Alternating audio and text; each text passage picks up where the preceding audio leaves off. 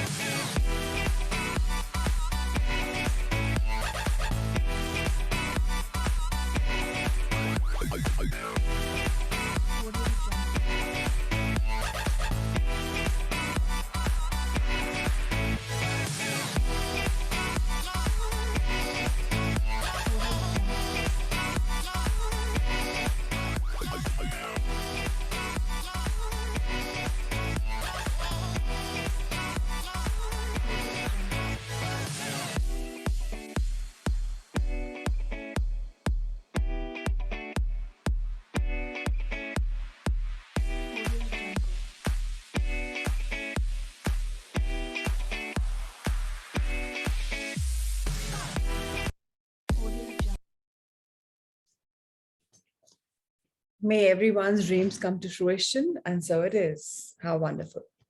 All right, let's start our morning to do with our body, and let's see what Luke is guiding us today in his chapter on our health.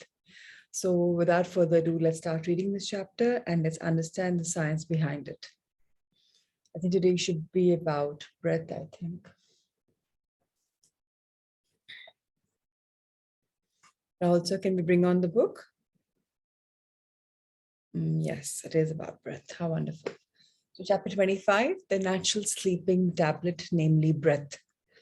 So all of us have covered how importantly it is to understand that breathing is important. We have been stressing on it, the right way of breathing, where the stomach expands when you take a deep breath in and it just collapses or goes in when you take a deep breath out. So, and very gently you're supposed to exhale, and not just from here, which is shallow breathing, we try and take it a bit deeper. So today let's understand a bit more. So we have covered how important deep and sufficient sleep is to losing weight, balancing hormones, managing fatigue, and detoxifying the body and brain. For those who struggle to fall asleep despite going to bed on time, this can be infuriating. Doctors tend to prescribe sleeping pills in such cases. However, remember that sleeping pills never really heal you and in fact slow down your metabolism even further. I'm not sure one of you had sleep problems and we spoke about this. So I'm forgetting your name completely. So please, this chapter is for you specifically because you are having sleep troubles. So if you need those pills, you could be looking for at ways to getting them off them, because every medicine you take has a side effect. One of the simple ways to do this is to practice the following two breathing techniques. I've been using them for a long time, and these techniques with people all over the world. They're forms of pranayama, which is an integral part of yoga. I know people who have tried these techniques week after week and gotten off their sleep medication with their doctor's approval. So when you constantly have thoughts running through your mind, those thoughts don't allow you to fall asleep easily at the end of the day or interrupt your sleep cycle. The two techniques I'm going to outline basically train the parasympathetic nervous system. The parasympathetic nervous system is also called the rest and digest system, as it is responsible for digestion and sleep. So when you're frantic or anxious, you tend to take short breaths, thus taking in less oxygen. Our cells require this life force to conduct all the chemical reactions and orchestrate hormonal balance. It is also what stimulates the mind and the body to fall asleep. Thus, enough oxygen intake could be the answer to most sleep problems, not all, but most of them. So the first technique for taking more oxygen for us to be able to sleep better is very, very simple. So it is a left nostril breathing method. Cover your right nostril with your thumb and breathe in through your left nostril. Do this 10 to 12 times. Initially, just breathe naturally. Don't force it to be long or short. So, Lom this Sena. So you do close this. That's what we're supposed to learn right now. Close your eyes and focus on each inhalation and exhalation from your left nostril. This is unlike another pranayam exercise. Why? Because yahan your thumbs are moving from nostril to nostril, right? But what Luke Cotino was telling us is just close this and take a deep breath in from this and deep breath out from this. Or initially he says, just breathe normally. When you are accustomed to breathing it, then do it. And he says to close your eyes because that way you could focus more on your inhalation, exhalation from your left nostril alone, okay? After each breath, let your inhalation be slower and your exhalation a bit longer, but don't force it. That will automatically fall into a pattern. So after doing it normally, we're trying to take the breath in from the left nostril, but slowly exhale it. So the count is much slower when you're exhaling it. Once you do it a couple of times every day before sleeping, this technique trains your parasympathetic nervous system to calm down and it promotes good sleep. It's not going to happen the first time for many people. It'll probably take a few days to a couple of weeks for some of you, but don't give up and keep trying it. जिनको नींद की problem है, please try it. It's very, very, very important. The second method, second breathing follows the pattern of 6, 4, 10. This means you should inhale through both nostrils for 6 seconds. You may be able to do it for 4 or 5 seconds, but eventually you'll get to 6 or 7 seconds. After this, hold your breath for 3 to 4 seconds. You may be able to hold for 2, 3 seconds at the beginning, but don't cross 4 seconds. The next step is to exhale for about 10 seconds. So now you're really going to need to control your exhalation, but through a different method than usual. Don't exhale through your nostrils. Make a whoosh sound by pursing your lips and then exhale slowly. Don't force yourself, even if you get to only 6 or 8 seconds. Again, this trains your parasympathetic nervous system and gets your breathing under control. Try one of these at a time. Focus on left nostril breathing or the 6-4-10 method, but it's not suggested that you alternate between them. You want your body to get used to one of them. So very simply try one. The second method, when I use, even if I do it now, I immediately start yawning because there's so much of oxygen intake and immediately it goes. The only thing is whoosh, when you just throw out your breath. So I'm going to again demonstrate. Take a deep breath in. Hold for 4 seconds. And as you exhale,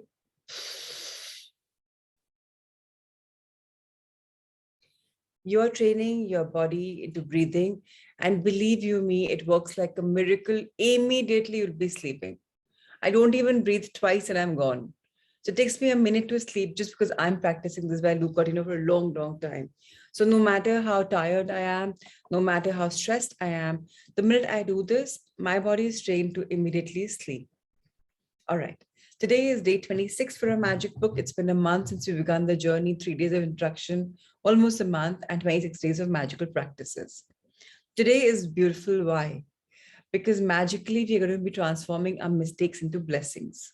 So all of us, knowingly, unknowingly, tend to make mistakes.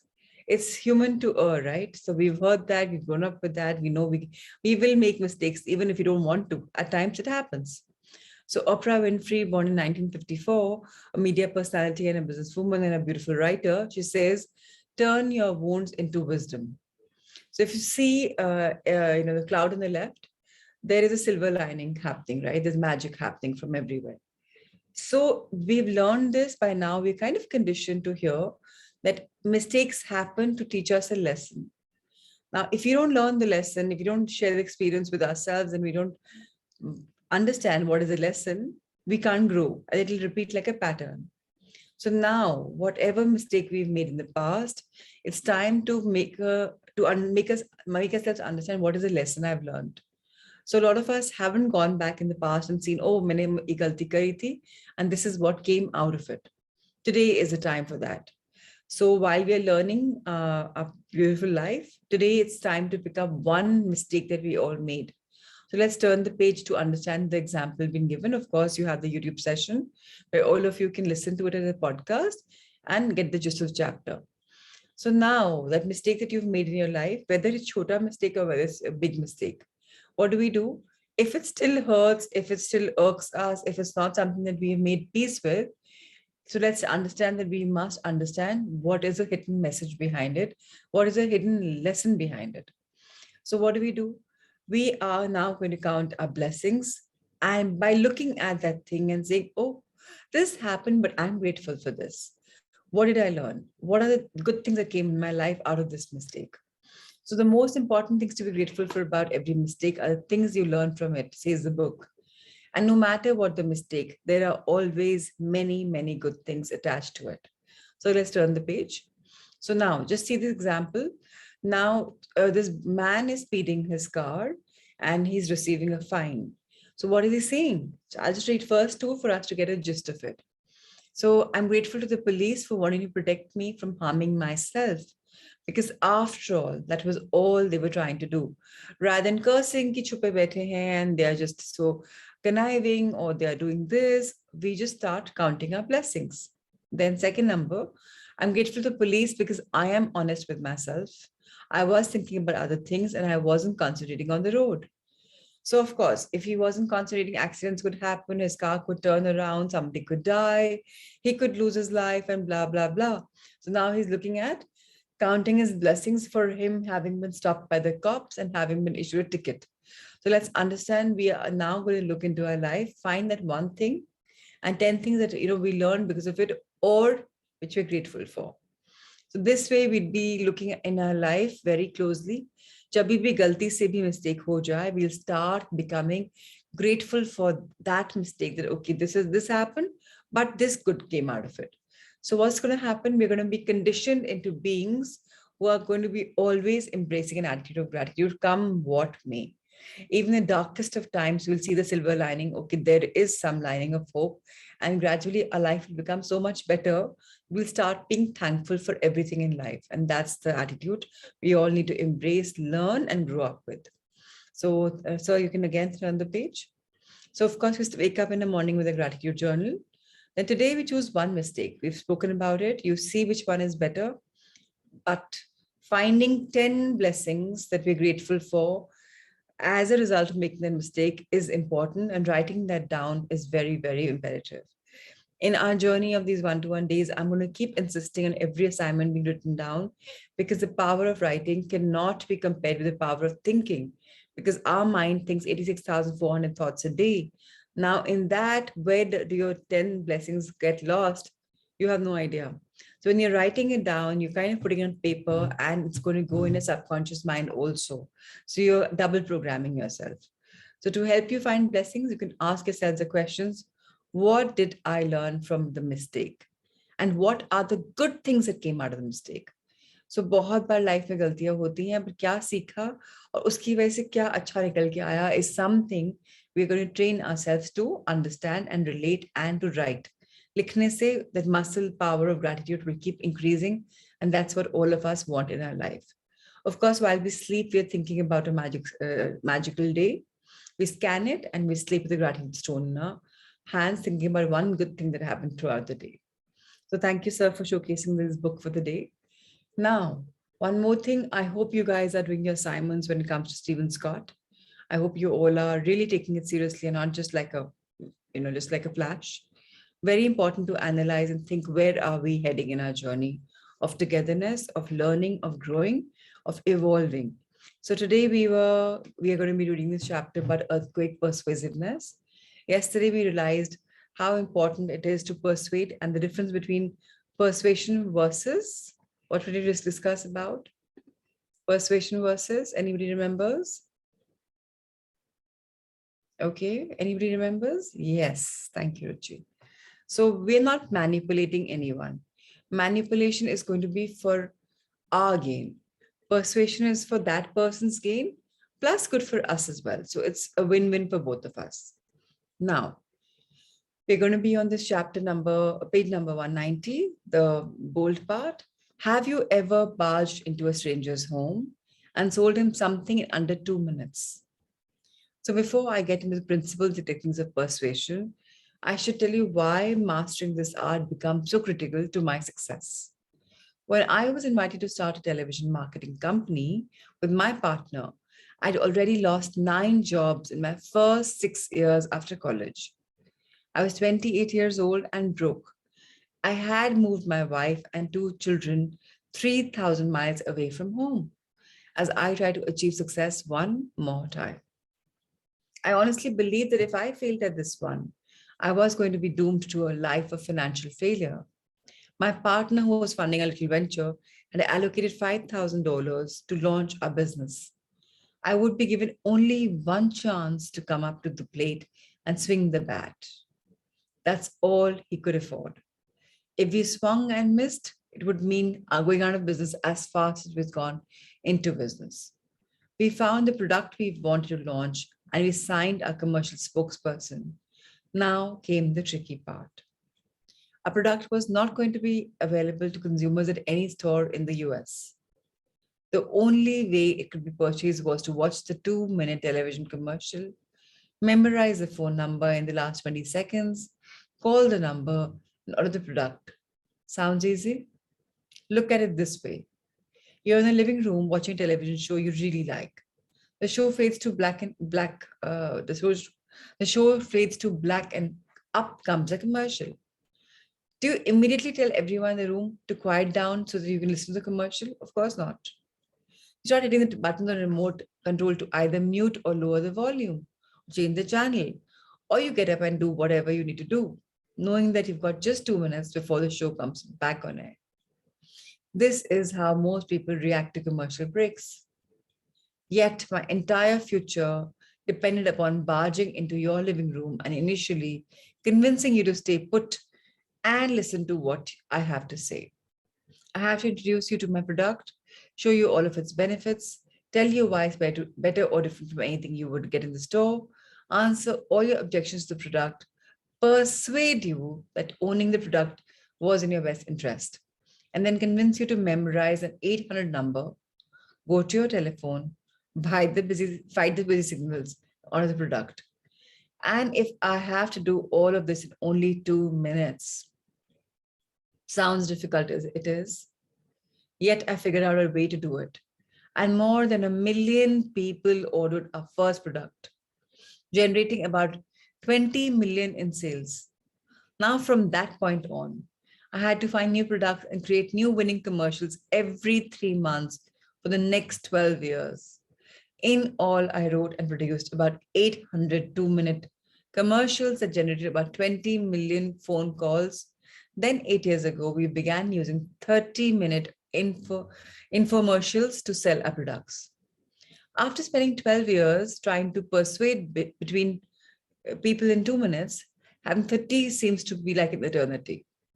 To date, we've sold well over $1 billion worth of products using the persuasion techniques I have learned or developed. So firstly, persuasion will help people big time, yes, but it'll help you big time. I mean, you're the one who's learning the art. So let's see what's been there. So Stephen Scott says it has been so gratifying, however, has been to watch these same persuasion techniques work in every area of my life. I have 6 children, a daughter aged 25, and 5 sons aged 21, 16, 9, 4, and 2. I have found that these techniques have worked in dealing with all my kids, from my toddler to my teenagers to my adult children. They work with my wife and she uses them with me as well. Because these techniques aren't manipulative. It's not the least bit offensive when other people use them on me.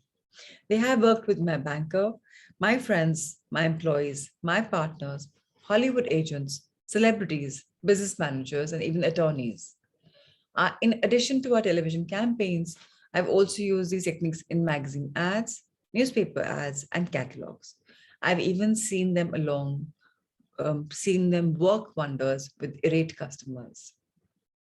All of this to say that if these techniques can persuade over 20 million consumers to respond in only 2 minutes of communication, if they can work with 2-year-old and teenagers, wives, bankers, and attorneys, Can they work for you? Then they can work for you. So let's get to the scale of it. You can't build a secure house without laying the right foundation. So yes, foundation is very, very important. And let's talk about the foundation. Some of these points, you might find them repetitive with what we've learned before, but let's understand that the gist will remain the same, and we will have, it's all tweaked a bit for our learning. So it makes the learning even more effective and simple. Now, the first principle of persuasion is honor and respect. So in a few minutes, you are going to learn some incredibly effective techniques that, when used correctly, will make you far more persuasive than you have ever been. However, they will only be effective once or twice with any one individual if they're used without first laying the right foundation. Once this is done, these techniques will be effective over and over again, as often as they are used. The foundation laying for persuasion begins with honoring and respecting the person you hope to persuade. So let's understand that it's very, very, very important that each one of us, whoever we want to persuade, or even in life, we should learn the basic principles of honor and respect, of equality, equanimity, and not thinking that we are wiser or they are more foolish, or vice versa, or however. Honor yourself, honor others, respect yourself, respect others. So honor and respect are communicated in a number of ways. First, we respect people's time. So if that's something which I think all us Indians need to learn big time, that we are wherever we are, and it's been very unfortunately quoted that we are on the IST, Indian Standard Time. So that's something we should all change, at least start being the change. Instead of demanding an opportunity to talk with someone immediately, you request it at their convenience, or at least become sensitive to the timing of your communication. If your spouse is under pressure to focus on something that is important to him, demanding that he talk with you right now is saying that he and his activity is not as important as you and your desire. You tend to be more honoring and respectful of the time and attention of those in authority over you than you are of those who are not. So you tend to be least respectful and honoring for the members of your family because you think you can barge right in and anything, and they are just doing, and expect them to instantly set everything aside and focus on what you want to talk about. So very important for us to understand that we are taking many things for granted. Children, spouses, people, staff, not even wondering about how important it is for time. Just when somebody is on a higher position, we're like, oh, they need an appointment. We need to work on it. His timings are valuable. I'm doing things at my convenience. What about people who are not in any job, but are also doing something or the other? Now, this is disrespectful and dishonoring, whether you like it or whether you don't, whether you think it's love, but it is not honoring them at all. You're laying the foundation for argument and resentment rather than effective and persuasive communication. So if you are asked to wait for a better time, prove that you honor and respect them and their opinions, activities, and needs by being willing to bend to their schedule unless it's truly urgent. That sends a wonderful message that you consider the time to be as important as yours. Now, one thing in this, which is not written in the book, because the book was written pre-mobile timings, mobiles, let me tell you, when you're talking to anybody or everyone, please keep your smart or dumb phones aside. Because when you're looking and hankering, tonkering with them, it is again being very, very, very rude. When you're giving time to your child or your parent or your partner or your colleague, keep your phone aside, please. That's a request. In addition to not honoring or respecting a person's time and activity, you also tend to dishonor them with the words you choose and your non-verbal communication, such as the tone of your voice, your facial expression, and body language. I can spend 10 minutes with a couple and tell you how good the relationship is by just watching the non-verbal communication between them. More often than not, couples communicate disrespect and dishonor to one another. Rolling of eyes, shaking of a head, looking away, inattentiveness, looking at the watch, or interrupting the other are amongst the many ways you tell a person, you and what you are saying are not important to me. So please see in your relationship if that is happening. If yes, let's wake up to the fact that we have to change ourselves and only we can change. You and what you're saying are not important to me. Something that we are knowingly, unknowingly telling the person across. And that's not, it's going to be playing in the subconscious mind of the other person. I don't mean so much to her or him. So now when people believe that they and their opinions, feelings and needs are unimportant to you, there is no foundation for persuasion. You don't care for me, I don't care for you. Zero, zilch, no foundation. You also send the same message of disrespect by using sarcasm, a condescending word or a tone of voice, or just by telling people to do something instead of asking them to do it. Without laying the foundation of honor and respect, you may be able to manipulate a husband or wife, child or employee to do what you want to be done. But they will perform out of their will, right? And not from the heart or mind. And anything done from the heart will be far more bigger, grander, nicer, more heartfelt than something which is done mechanically, organically. Organically, probably still great, but mechanically, if it's done or just for the sake of it, it'll never have the depth. So they will perform only to the letter of your request rather than to the spirit. And let's understand one thing. When we trust somebody and we tell them that, I know you'll get this job done, that person who's a doer will do a much better job because the very essence of respect and trust is there in it. So let's get our backs straight and let's understand that it's time to start honoring ourselves and others as much. In fact, the way we treat others shows a lot on how we like to be treated. The universe is echoing whatever we're doing, and whatever we do is what we get. So please let's start being careful at how we are being with people. On the other hand, there are specific things that you can do that communicate honor and respect to the person with whom you're communicating. For example, look at them in the eye, which most of us miss it. आंखों में देखना हमें आता ही नहीं है. अभी भी मैंने आपको पहले भी assignment दिया था शायद. But have you started seeing that you look in the eye of the people you're talking to? Are you looking at their nose or their cheekbones or something? So paying attention, asking questions, repeating what you think you heard them say. So it happens many a times. I think all of you will know. My husband has told me like a gazillion times that you don't even hear.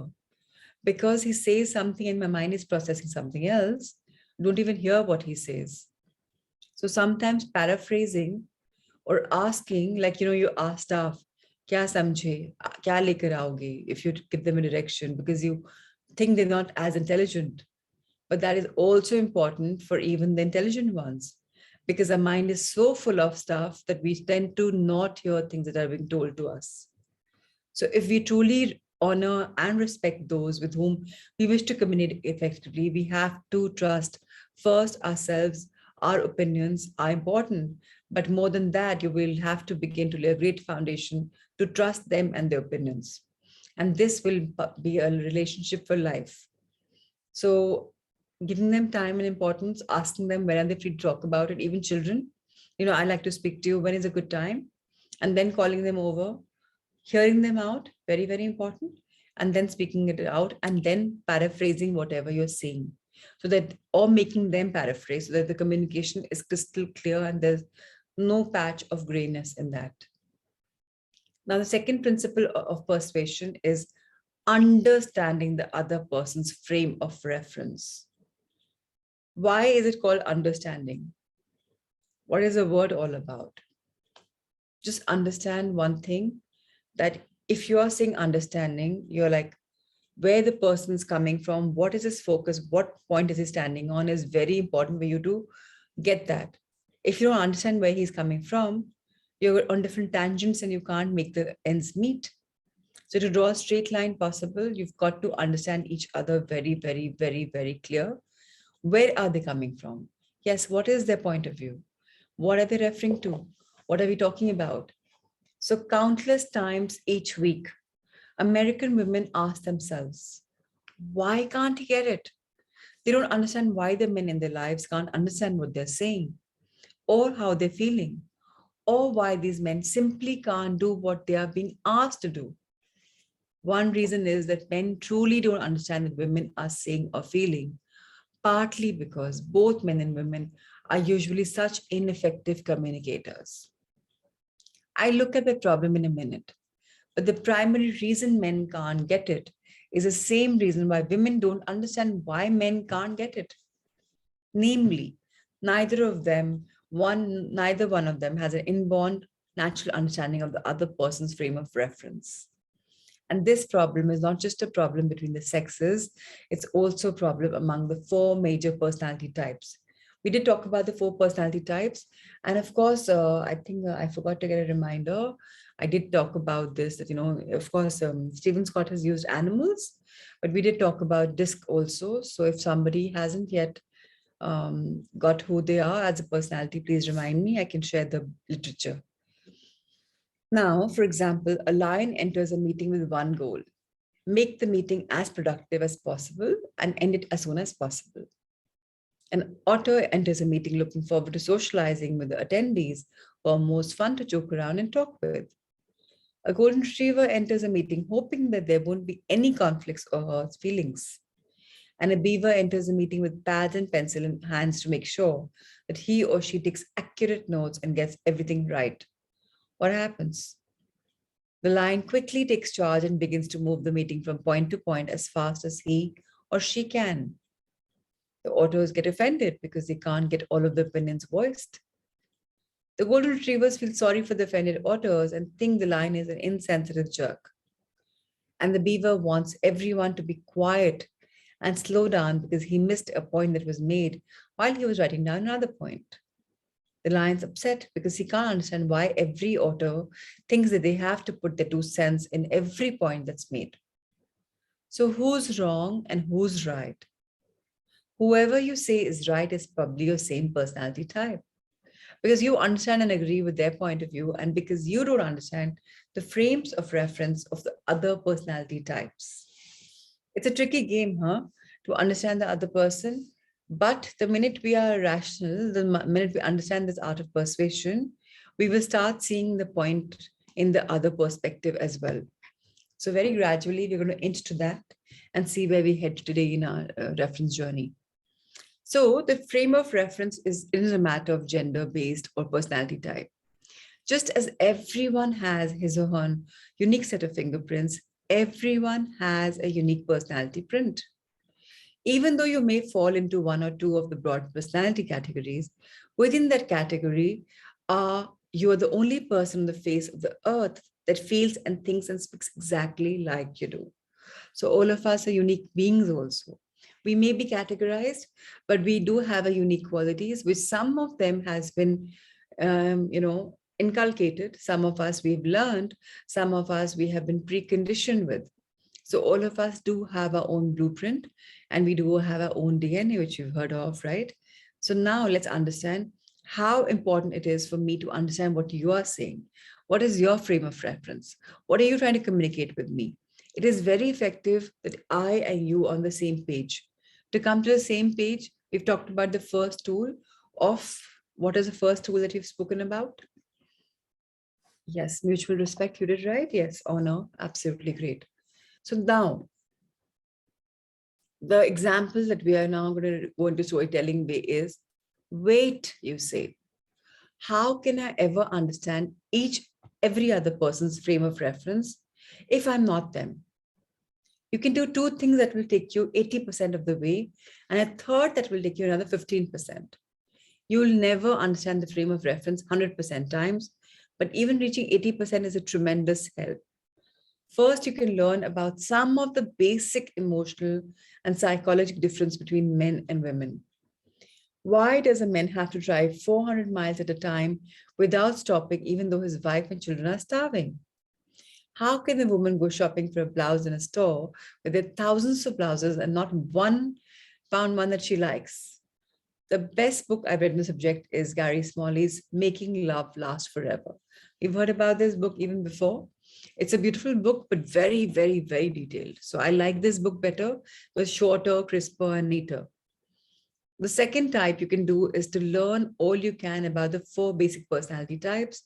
Gary has another wonderful book entitled The 2 Sides of Love, and also covers this.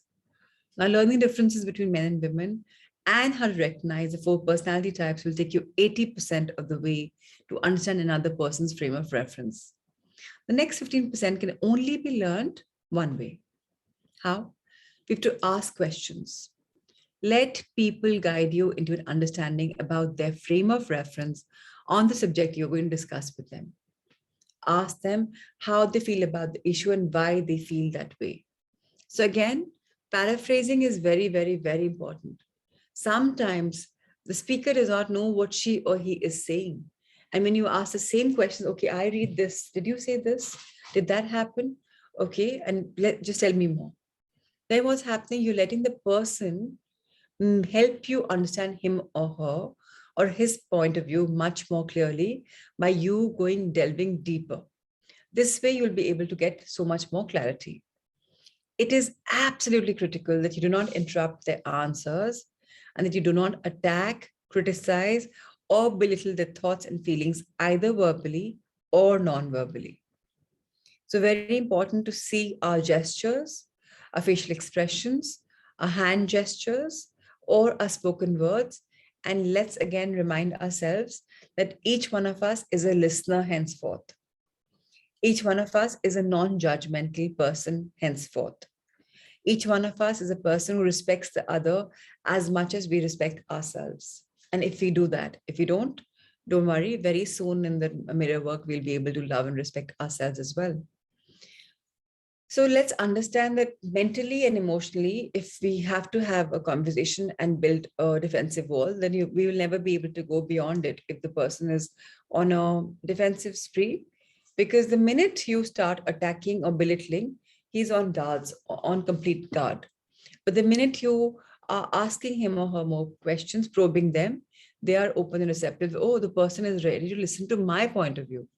And very soon you'll realize that that is one quality everyone loves, because very few people have thought and they think that they are heard. Very few people think that they have been respected. Everyone has this little child in them who's always feeling stifled by people's non-cooperation, non-understanding. And that could be for anyone and everyone. Why are women mostly the way they are? They feel कि हमारी कोई value ही नहीं है.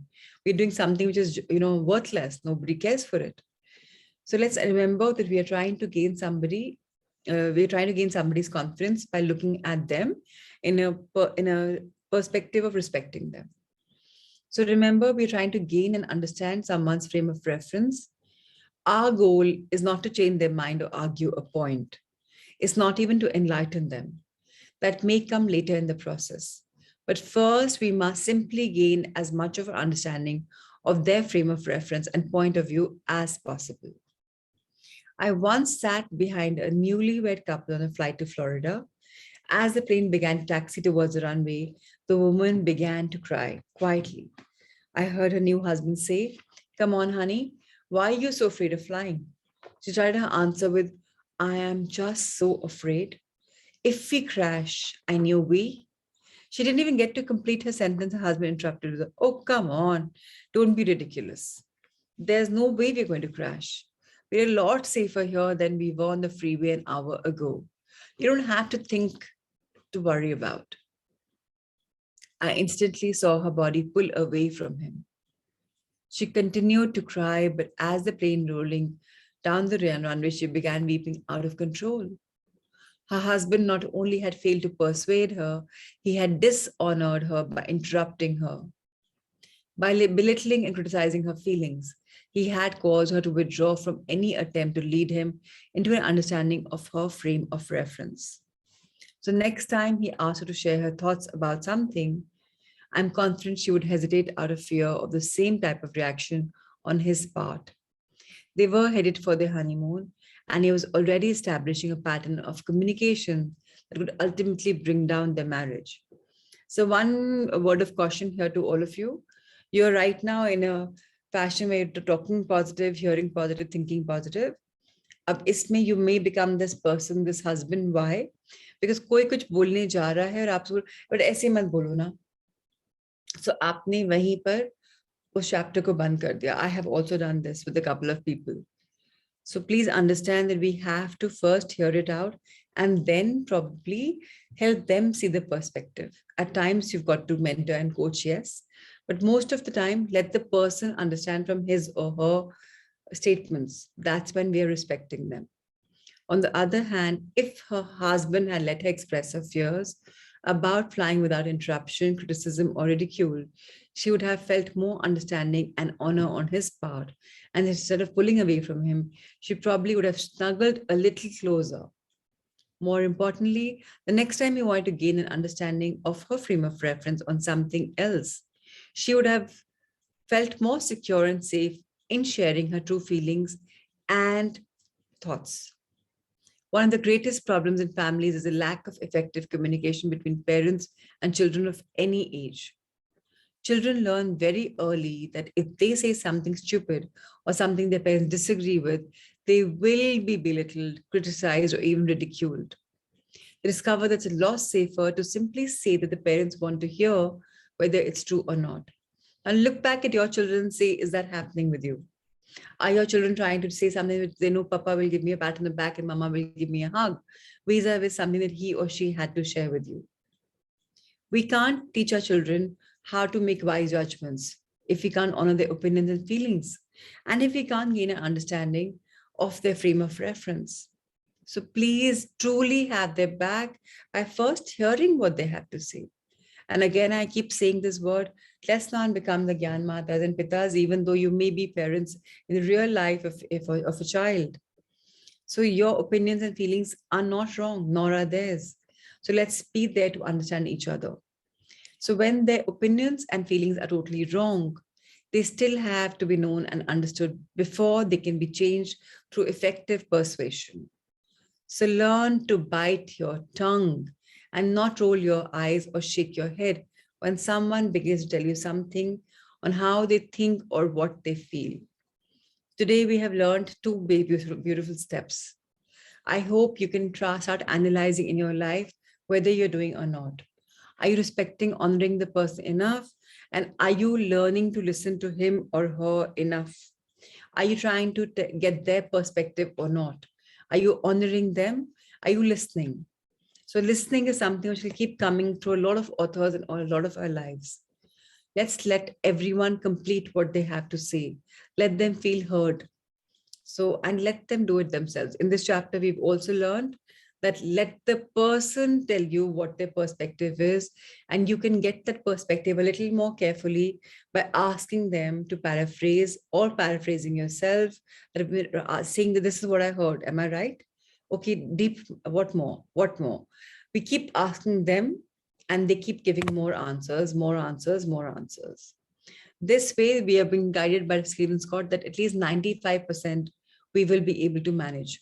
Of course, there are many more principles coming our way every single morning, and we will be understanding them also that how can we be a more effective communicator and a more persuasive one rather than just in a rightful fashion.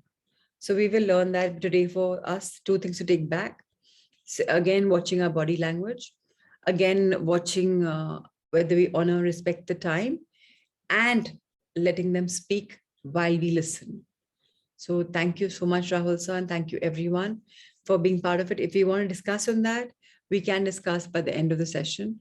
It's a more respectful way in communication. So I'm sorry, Meenakshi, didn't read this. When did you say this? But yes, probably not honoring them and probably making gestures is what you meant.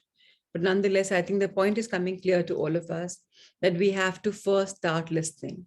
The most important thing we can do in a relationship is to start listening. And believe me, if you do that with your children, they will also grow up to be better spouses and people in the future because they would have learned from childhood that our parents listen to us. And at any age, we can all redo ourselves, reprogram ourselves. So thank you, everyone. Let's go for our magical Surya Namaskars, Sun salutations.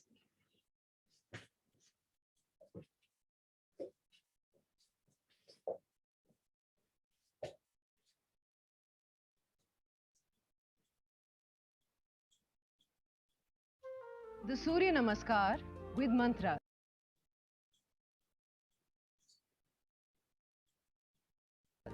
So it's called Om Mitraye Namaha. Om Ravaye Namaha.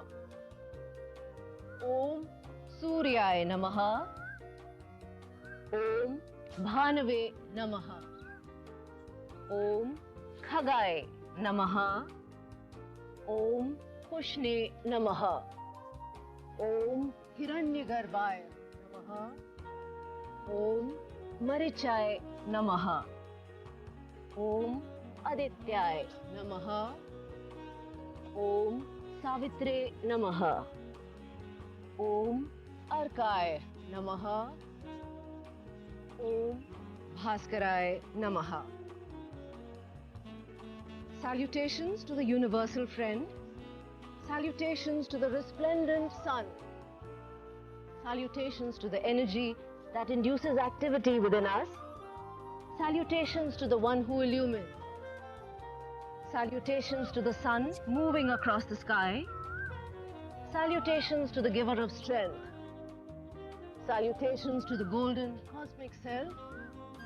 Salutations to the Lord of the dawn. Salutations to the son of Aditi, the cosmic mother. Salutations to the benevolent mother. Salutations to the energy that we praise, and to the one who guides us to salvation. The sun salutation now with the names of the postures, both in Sanskrit and English. Pranamasan, Hastuthanasan, Madhahastasan, left leg back, Ashvasanchalanasan, Parvatasan, and hold this position. And now slowly progressing into the deeper version of Parvatasan, Adho Mukh Svanasana. Ashtang Namaskar. Bhujangasana. Parvatasan. Left forward, Ashvasanchalanasan. Padahastasan. Hastuthanasan. Pranamasan. On the right side, prayer position, raised arms pose, hand to feet pose, right leg back, equestrian pose, mountain pose, hold mountain pose, and slowly moving into the deeper version of mountain, the downward facing dog.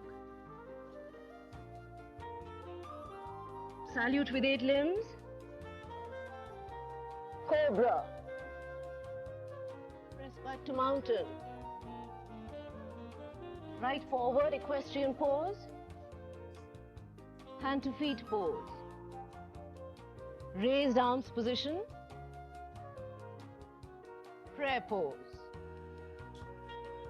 One round of the sun salutation with awareness on the breathing. So exhaling our hands to the chest, pranam. Inhaling as we bend back. We exhale as we fold forward. Left leg back, inhale as we're arching back. Exhale into the forward. Hold the breath for knees, chest, chin. Inhale as we arch back. Exhale into the forward. Left leg forward, inhale. This is a back bend.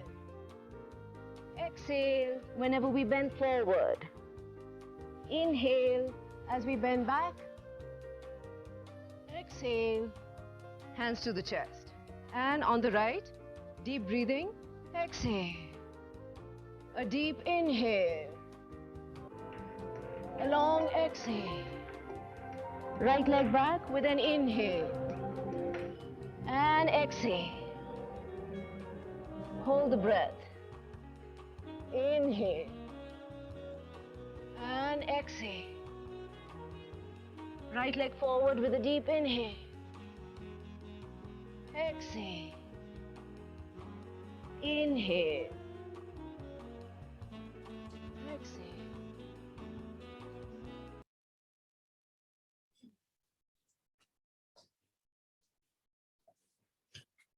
All right.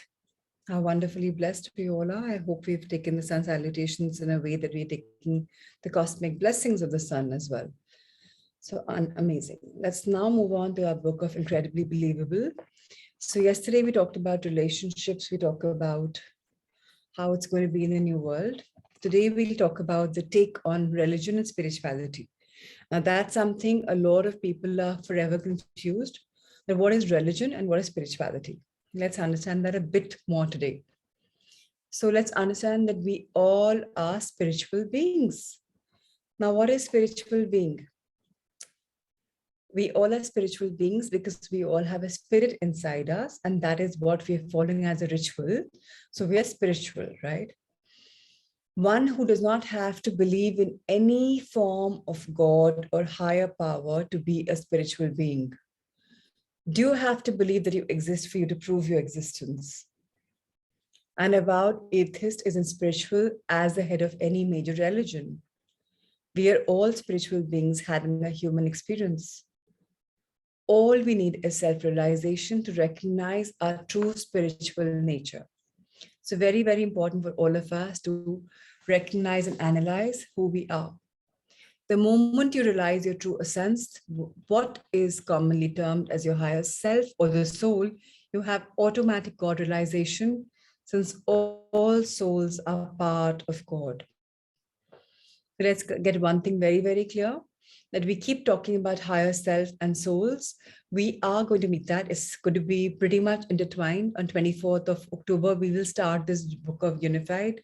Immediately after the session, you can say 7 to 7:45, 8, we will be studying it. Those of us who can't do it online can do it offline. It's going to be on YouTube. It's not, you don't have to register for it. You can just come and do it. In fact, you can get anyone who's spiritual to be part of it. But when you find your higher self or the soul, that is when you will realize that there is so much to your life than just what you know as an outer facade. Now, all the souls are coming from the very supreme power. You can call it God or whatever name you can give it. It's all about realization that who are we? Now, how to get the self-realization? The process is very simple. All we have to do is go within. On the inner plane, each one of us can find all the answers that we need. We do not have to depend on anyone else to lend us or lead us to God.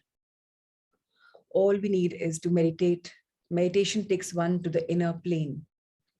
So the point of matter is that we are trying to find something from outside, trying to get some coaching or mentoring or teachers or guides, but all the answers lie within.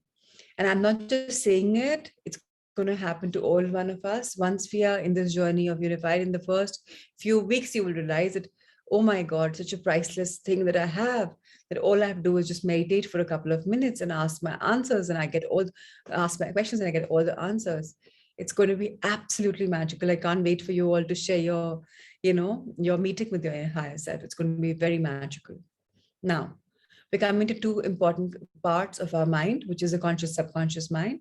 So, of course, in the first and second Sangha, we had read The Power of the Subconscious Mind with Dr. Joseph Murphy. The way we're taking time to read our Impossible Dreams, we've taken time to read that also. So all of us have heard of this, that our mind is divided two parts. One is the conscious mind, the waking up part, which is attached to your beautiful body that you're acquiring as a vehicle to take your spiritual journey forward. And one is the subconscious mind or the unconscious mind, which has every single memory stored. Even what you have done a minute ago now, which has become past, is also stored in the subconscious mind. No filters attached.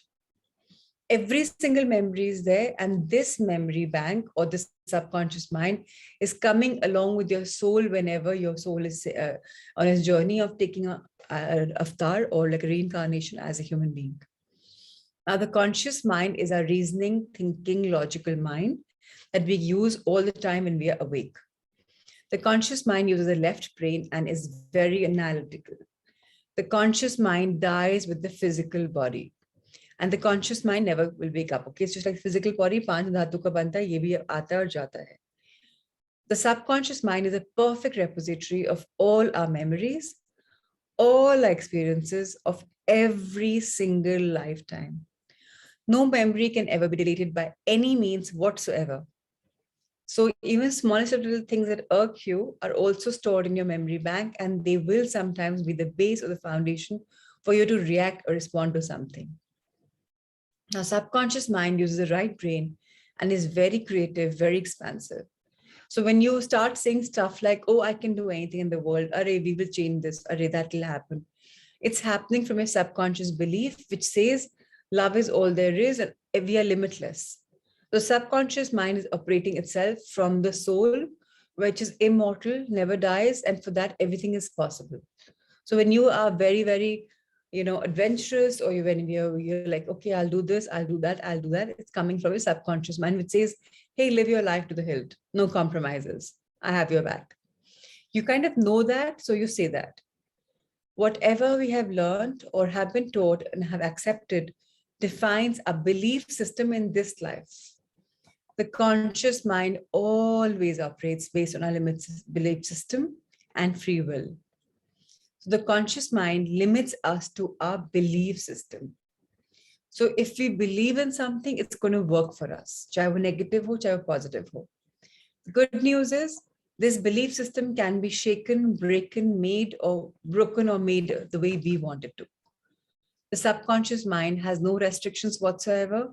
It's capable of experiencing everything without limitations. Just like for the soul, the limitations of time and space do not exist for the subconscious mind. The conscious mind keeps us focused on the external world.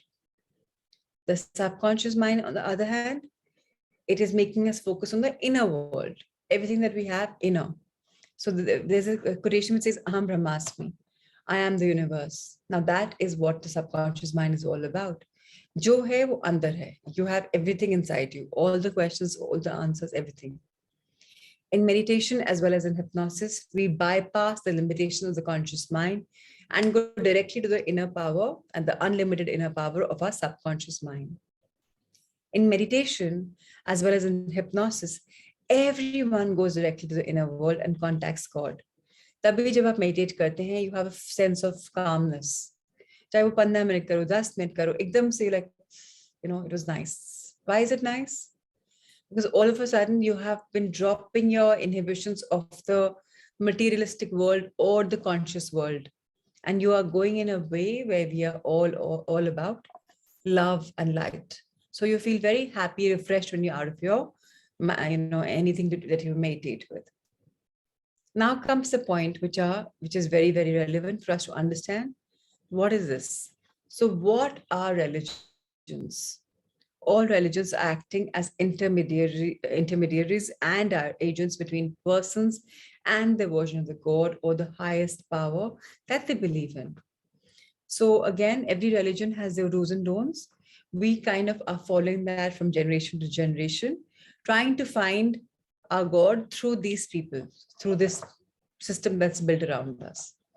If God is within each one of us, and each one of us can experience God by going into the inner plane through meditation or hypnosis, why do we need an intermediary or an agent? If religions are not necessary, why do we have so many religions? To answer the question, we need to look at who created the religions and why. So did God create religions? God had no need to create any religion. All religions have been man-made. And if God had created a religion, it would have made sure that everyone around the world follows one true religion. By placing God outside and as acting as middlemen or agents for God, the religious leaders get the ability to exert control over others. If you can get to God only by going through the agent, not directly, then of course you will have to follow the agent's instructions and pay the required fees or bribes to the agents in an effort to reach or please God. This is how religions control you. But did God not dictate the scriptures? All scriptures of all religions are man's interpretation of a possible message from a higher source. How many different religions do we have on earth? How many different scriptures do we have? How many different sects and groups exist within those major religions? And how many times do the scriptures change over time? I doubt that anyone has a real count, but a number in the thousands sounds reasonable. God must be awfully confused to be giving us thousands of differing and often contradictory messages every time it speaks. So yes, we hear that from Sunny Platon, but most of the religions speak the same language. Most of religions talk about seva, most of religions talk about oneness, most of religions talk about goodness from the heart, yet we don't understand. So yes, some of them are creating us into like absolute, streamline, aisa hi karna hai, waisa hi karna hai, and you follow the book by the T. And you're so stuck in your religion that you forget your spirituality, which is all about love and light. So now the question is the $1,000,000 question. Which is the best religion? So each religion is a story created by a person or people and modified over time by others. Each religion is like a novel written by a different author. Each reader may have his or her favorite book depending on the reader's likes and dislikes. Similarly, each person would consider his or her religion to be the best and the only right one. But his or her belief does not make it universally true that what his or her religion is the best, that is their religion the best. The selection of a particular religion is based on a person's belief system. Again, the word belief system, which in turn develops based on teachings of the religion itself. Most of the time, it is the religion of the family that a person is born into. The person imbibes the beliefs that are handed down by traditions and never stop to question these. If those few instances in which people do undertake a serious analysis, very often they tend to either change their religion or give up the religion completely. So there is no best religion. In fact, religion is not needed at all. Religion is in this current dimension that we are living in. It's only a third dimension phenomena. In the fourth dimension, everyone will be spiritual, but there will be no religion whatsoever. You can contact God directly. Why do you need an agent? Is God too busy to provide good customer service? So mostly religions place God outside us. We worship somewhere. We think, oh, this is where we have to go, and this is where, the thing is. Mandir jate hain, wherever we're going, it's for a reason. We think that God is outside, but it's to be found in a temple, a church, a mosque, or some similar place. You're restricting the activity and the availability of God in time and space. In addition, most religions restrict you to certain times to visit and devote to God. They may ask you to go to a church service from 11 to 12 noon on a Sunday, or for temple service from Tuesday 6 to 9. This is limiting God in time. So if God only has 1 hour in a week for us, what is he doing for the other 167 hours in the week? Whatever God is busy with, the fact remains that God does not consider us a priority. The other activities take precedence over our concerns. And if God is to be found in a specific location, such as a temple or a church, what if I happen to be living in a place which is not close to the temple or the church, or I happen to be traveling to a distant place? I lose out on my opportunity to commune with God simply because I cannot visit God's agent. Religion's God is not very customer friendly. Whereas for the spiritual person, we have a 24/7 hotline, and that's going to be something that you'll all be finding very, very, very soon. And I'm so excited to introduce you to this journey, which is going to take you to your level of belief to the next level. So I'm not saying that we don't have to be religious, each to their own, but this book is kind of trying to tell us very simply how religion is man-made and how spirituality we are born with. Why? Because spirit is what we all have. If we have no spirit, then we have nothing. So that's why the word spirit is also, it's for the soul as well as how spirited are you, high spirited, or what are you?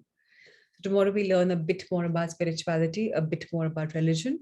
Today we'll conclude at this journey, taking us in a thought where we're thinking, okay, this is what religion is. So I'm not saying challenge your religions, but just understand that if you were to connect with your soul on your own, would you need something called religion? That's all. Believe in it, go with it, do whatever, but think about it. So we can move on to the heart thought, please. Anybody would like to read the heart thought?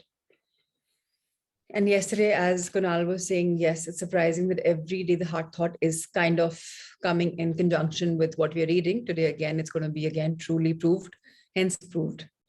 Today's heart thought is about consciousness. And the heart thought is beautiful. It says, you are pure spirit, which means spirituality is the only way. Yes, Kunjanji, for sure. Please raise your hand for me to unmute you. Thank you. So it's all about consciousness. It says you are pure spirit. So be aware that you are pure consciousness. You're not lonely or lost or abandoned. You're one with all of life. How wonderful. So please read. Thank you. Okay, thanks for giving opportunity. You are pure spirit. Look within your very centered space and see the part of you that is pure spirit, pure light, pure energy. Visualize all your limitations falling away one by one until you are safe, healed, and whole.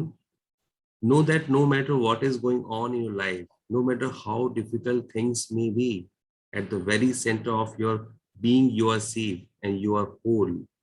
You always will be lifetime after lifetime. You are shining spirit, a beautiful light. Sometimes you come to this planet and cover your light and hide it, but the light is always there.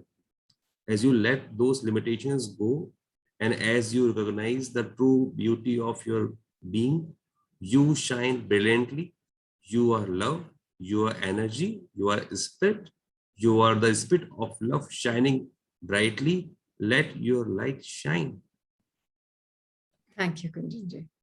Yes, let's all, so let this chapter be for witness. So very important for us to understand that let our spirit shine. Our spirit is all beautiful. It's all about pure love. It's all about pure light.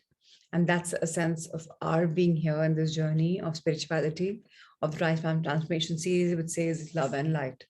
So let's expand on this a bit more. If anybody has any suggestions for the meditation, of course, you can write it down. Otherwise, today we can go for the spirituality and love and light.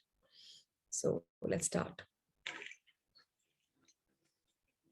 Let's see our postures. Our back straight. Our feet firmly placed on the ground below. Eyes softly closed. Let's wear a smile. Take a deep breath in. Fill yourselves with immense love.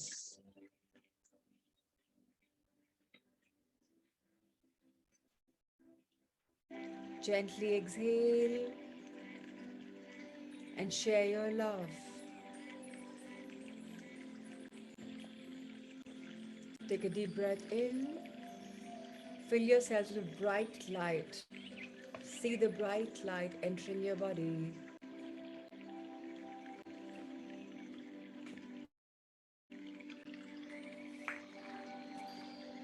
Gently exhale it.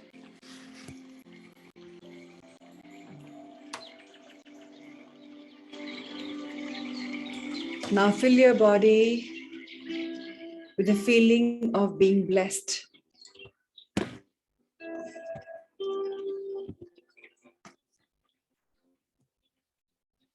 As you feel blessed,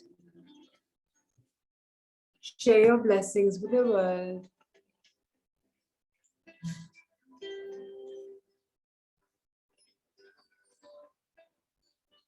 Life is a miracle. Life is full of joy. Life is worth every little bit. And we are living this life with pure joy, pure love. Each one of us is a channel of love. Each one of us is a channel of light. All of us are now with our breathing, gently getting centered, balanced, and aligned. As we are aligned, we are finding the spiritual being inside us. One that is pure spirit.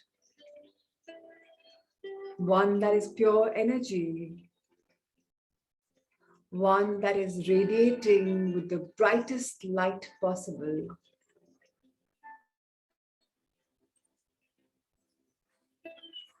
Each one of us, the spiritual being, is having a human experience. As a human, we have been conditioned with some belief. Let's all gradually drop off every limiting belief one by one. Let's imagine ourselves like an onion. Peel by peel, the limitations are peeling off. Whatever they may be.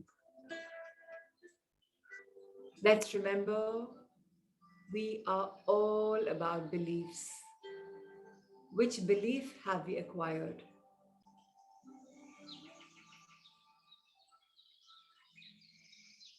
Let's remind ourselves that each one of us is whole and healed. We are now limitless, with no limitations.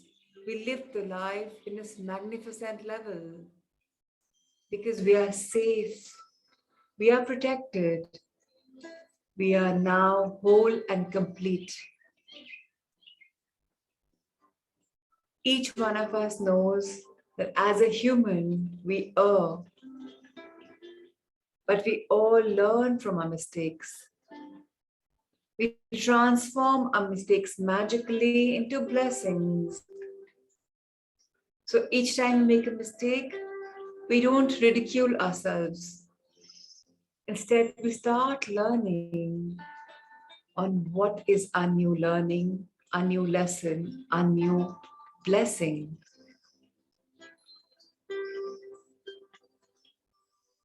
When the going gets tough, the tough gets going. No matter how difficult life is, we are here for a purpose. And we take that purpose a lot more seriously. Our purpose in our life is to spread love, is to be love, is to flow in love. And organically, we are now the channels of love and light. We are coming in this world to meet a lot of other people who echo the same love and light. Let's look at them with the eyes full of love. Let's see the goodness in them. Let's be less analytical, less critical, but more lovable, more love-filled. Let's let all our limitations go. And let's understand and recognize the truth of our being. The spiritual beings having a beautiful human experience. We are love. We are light. We are pure bliss, pure energy. We have a spirit that's all teaching us to shine brightly. When each one of us is a channel for love and light, where is the scope to mistrust? Where is the scope to misunderstand anyone? We believe everyone comes in our life for a reason.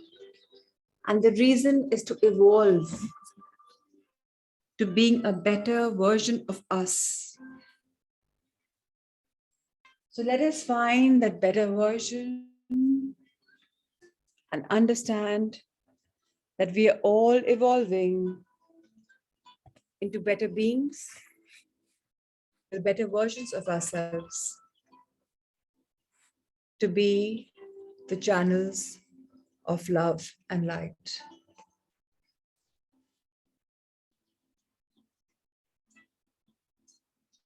I am love. I am light. And I shine bright. Right now, right here. With this heart full of love and gratitude, let's be grateful for everything that we have been ever blessed with. Let's go back to our childhood and think of all the blessings that we have been blessed with. our education, our parents, our family, everything in and around us. Let's count our blessings on this beautiful, magical morning. Let's fast forward a bit and see us shaping up into fine young adults, discovering, probing, learning. Somewhere down the line, we have had conditioning, and we're now ready to drop all the limiting beliefs. And whatever good conditioning we've acquired, we keep them as a jewel, which is so priceless. Let's go further in our life and come to now. Let's count our blessings that each one of us is being mentored, guided with beautiful learnings every single morning, where we are transforming little by little, step by step, into the better versions of us spiritual beings. We are love, we are light, and we thank our Mother Earth for bestowing us with beautiful virtues, for nurturing each one of us with love and light. Let's thank our life. Dearest life, you have taught us so much.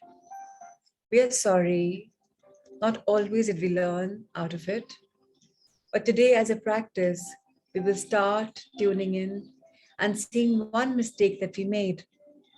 And we will try to find at least 10 blessings out of it.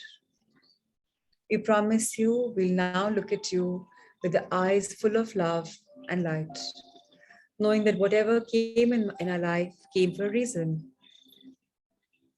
We are love, we are light, and we believe in our essence. Thank you, dear life, for being so magical in the past, present, and future. Now let's expand our hands to the heavens above. Dear universe, thank you for having our back.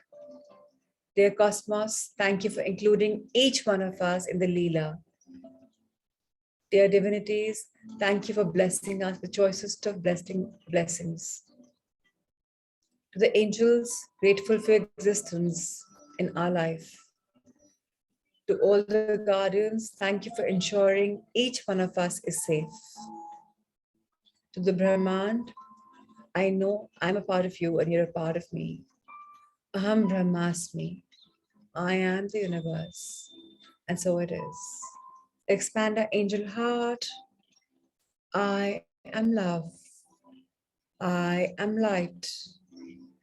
I am open and receptive to all the unconditional love and infinite abundance in all of universes.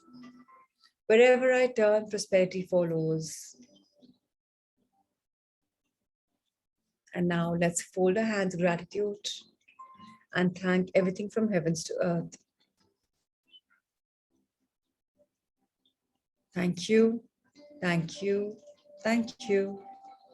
Let's rub our hands together, feel the energy flow.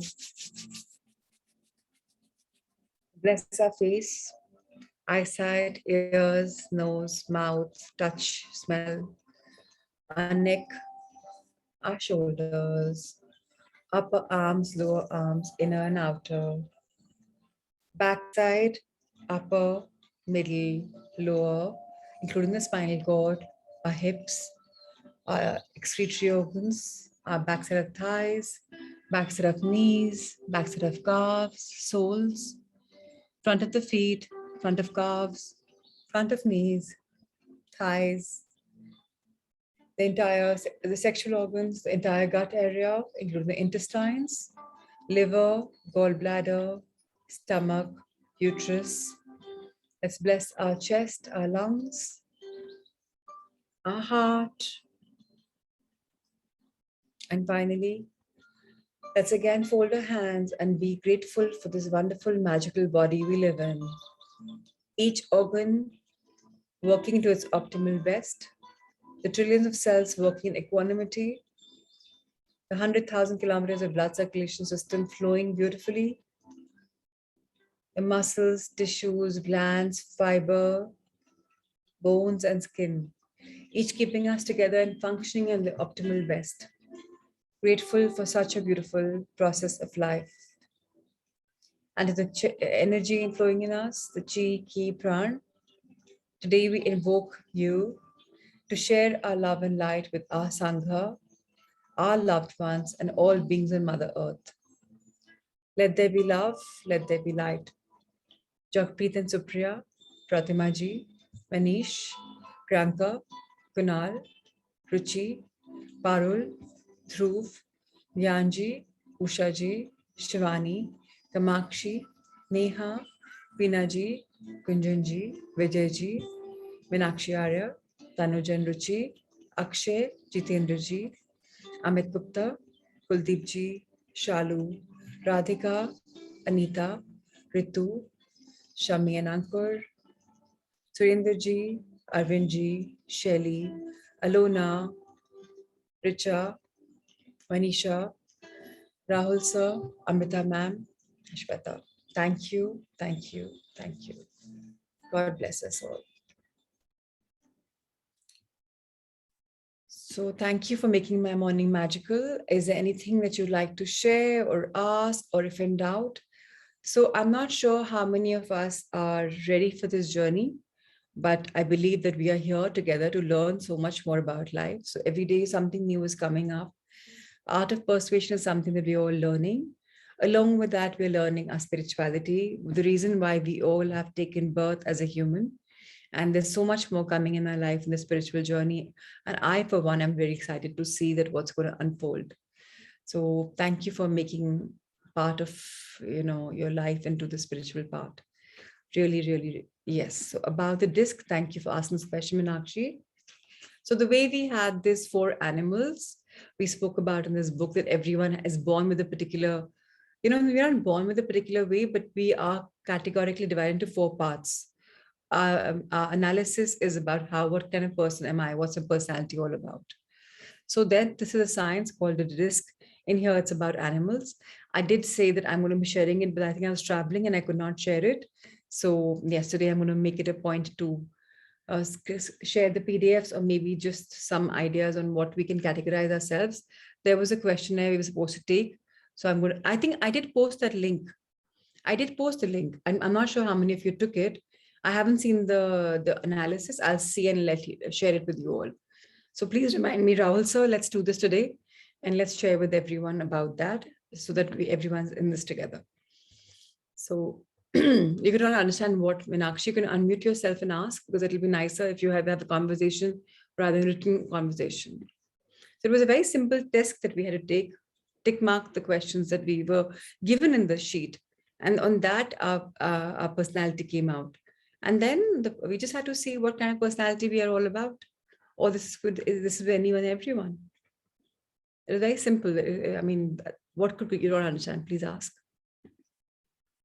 What are you unclear about? Meenakshi, your video has gone off and you haven't unmuted yourself, so I'm not sure.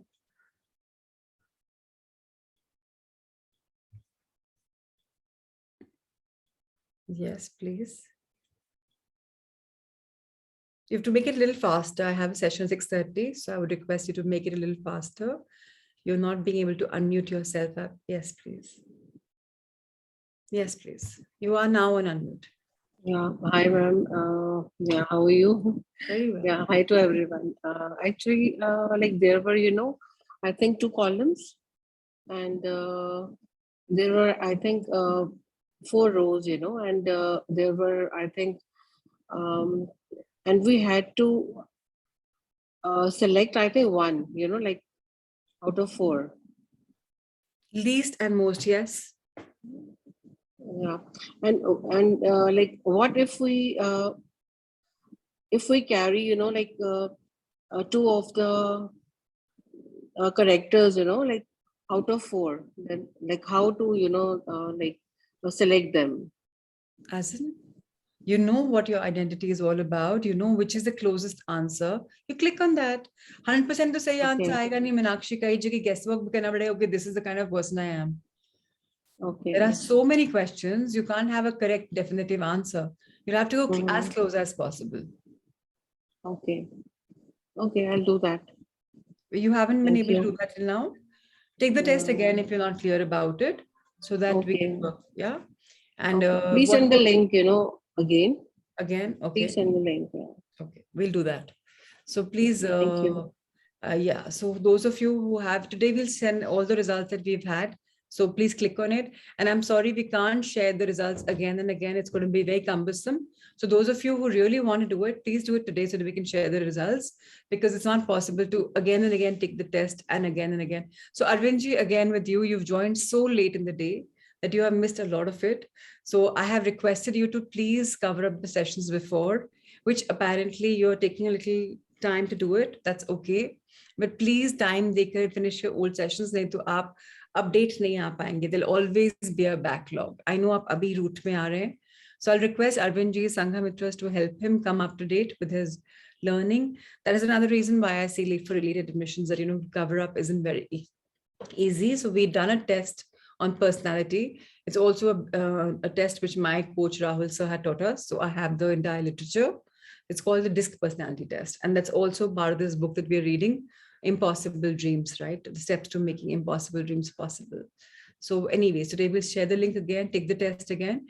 And by evening 4 o'clock, we'll have the results. So whoever has filled in the forms till then, more power to you. Those who haven't, please don't ask us to review your results, because it's going to be very tough. So thank you, thank you, thank you. Have a magically blessed week ahead on this magical Monday. So take care, lots of love and lots of light. Thank you.